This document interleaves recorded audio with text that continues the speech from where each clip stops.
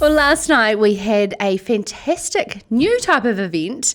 It was the magazine launch party of Shepherdess. If you haven't check it out, shepherdess.co.nz. It's this brand new quarterly rural magazine that features New Zealand rural women, entrepreneurial, amazing, beautiful stories, and really well laid out.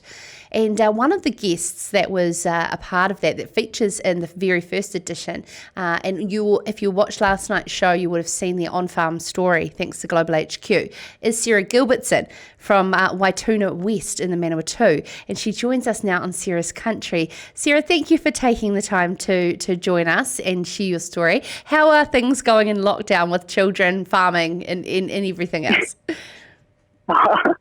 Yeah, different times, that's for sure. But, we're doing okay, actually. It's not too bad considering the children are at an age where they kind of, can understand it, and they are probably a little bit more helpful than they would have been sort of 5 or 6 years ago. So they kind of think it's one big holiday, really, just helping Dad on the farm. Going for farm walks and building tree huts and just generally having a good time at this stage. We're doing okay here in lockdown in terms of the family. Yeah, absolutely. The people that have absolutely lucked in on this is children on farms, for sure. And I'm going to show you a video to the audience who is watching later in the show of a child who obviously is not a farm kid, who is not happy about lockdown, so you have to keep watching. It's quite funny. Sent in by my mother, actually. So we're talking to Sarah Gilbertson because I'm really personally very pro agri-tourism in the way that it can connect, not only giving people a place to isolate and connect with their thoughts, connect with nature, but also to connect with how their food is produced. Sometimes people just do want to chill out, but others are really interested in our sheep and beef operations. And yourself, Sarah, you were farming with Angus. How did the sort of conversation go the day you realised that you wanted to get your teeth stuck into something?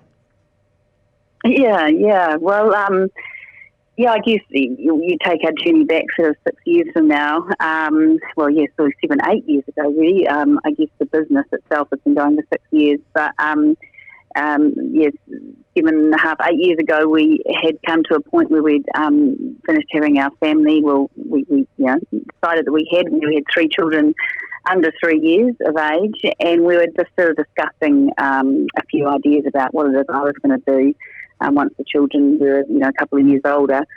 Pre-children, I used to drive in and out of Fielding to work for a publishing firm, which, worked well, but once we had the family, the logistics around driving in and out of town was something that we sort of didn't want to do. So we were looking at sort of different options for me to do on the farm at home. I had a bit of a history and a work experience in the hospitality tourism industry pre sort of coming to the farm. So it was kind of down that track that we were looking at heading. And when our youngest was only 6 months old, this advert for Canopy Camping popped up in front of us, and they were basically looking for landowners to set up a site, a glamp site. So, seeing that, it sort of ticked all the boxes for us, and we, even though probably a little bit premature than we were hoping to launch into a new business, and a very new concept in New Zealand. A lot of people thought we were a bit crazy, but we decided to take the plunge and go for it.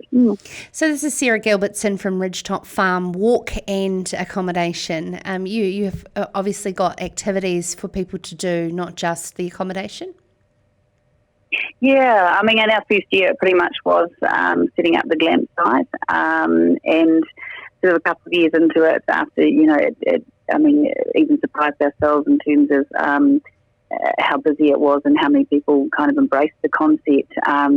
We sort of picked out that people were coming to want to sort of tap out from the busy city life, relax in a quiet environment, but also be active. So we introduced the farm walk package 2 years into it, which, you can come for 2 days and walk 13 k's one day and sort of 5 or 6 k's the next day. And that's sort of taken off in the last few years, and just more recently, corporate events. Our biggest market is sort of Wellington for the glamp site, but then locally Palmerston North. So we get a few businesses that come out from Palmerston North to come and do a team building sort of type activity. Get out of the sort of hustle and bustle, the four walls of the boardroom, and do some team building and sort of planning, refocusing, that kind of thing. And so we talked about in the introduction around the ability to use this opportunity to educate people around how their food is produced. And I know not everybody would probably, as when we spoke with Lisa Porteous, they just want to chill out. But, talk us through the moments for the really intrigued and curious people that you have on your farm and what that's like. Yeah, I mean, we do get a real mixed bag of guests. A lot of them do come and just basically want to tap out, put down the technology and just sort of, chill out. And I guess even though they're not wanting to fully be involved in who we are and what we're doing every day, I guess they're learning from the experience by seeing us, seeing the surroundings and what's happening. But yeah, a few of the guests, more so the international guests, are very intrigued with what's happening day to day, and that is, they actually want to talk to the farmer, so that's when my husband comes into it. They love talking to the farmer and what happens on a day-to-day basis with the animals. I guess that, they're seeing that they arrive, they see the sheep, and they just want to know what happens from, I guess, seeing a new lamb being born right through to when it ends up in the supermarket. And they are intrigued. It's amazing the questions that they ask, actually. I want to talk about last night and the Shepherdess launch party that we did virtually, and you were a part of it because you featured in the very first edition. And what does having a magazine like Shepherdess mean for you? Oh, look, I just think it's such a fantastic magazine.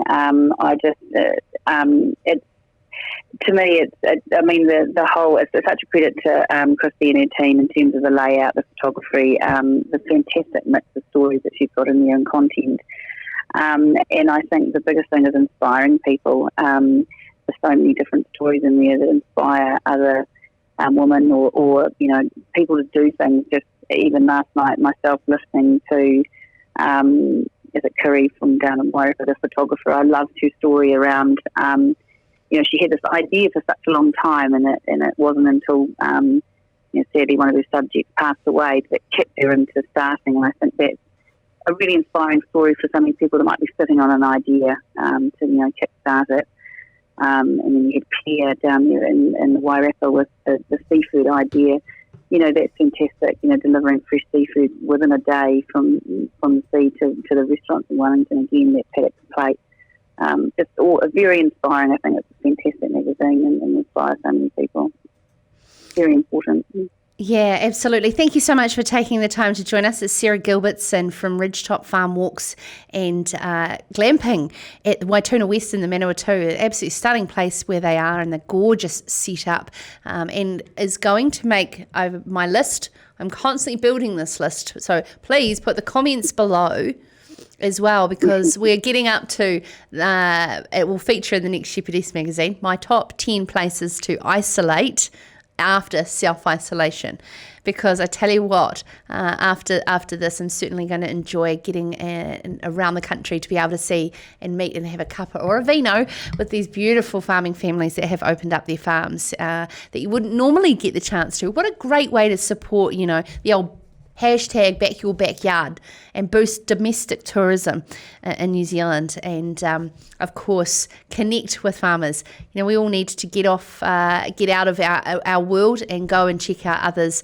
and have that human companionship. So it was a really awesome opportunity last night to MC the Shepherdess magazine launch, and please check them out online. I'm plugging it because it really truly is an essential tool that we need to get through as resilient communities, and as well as supporting independent publishers in a time when the magazine world in New Zealand is certainly up the wazoo. So certainly get on board and support Shepherdess.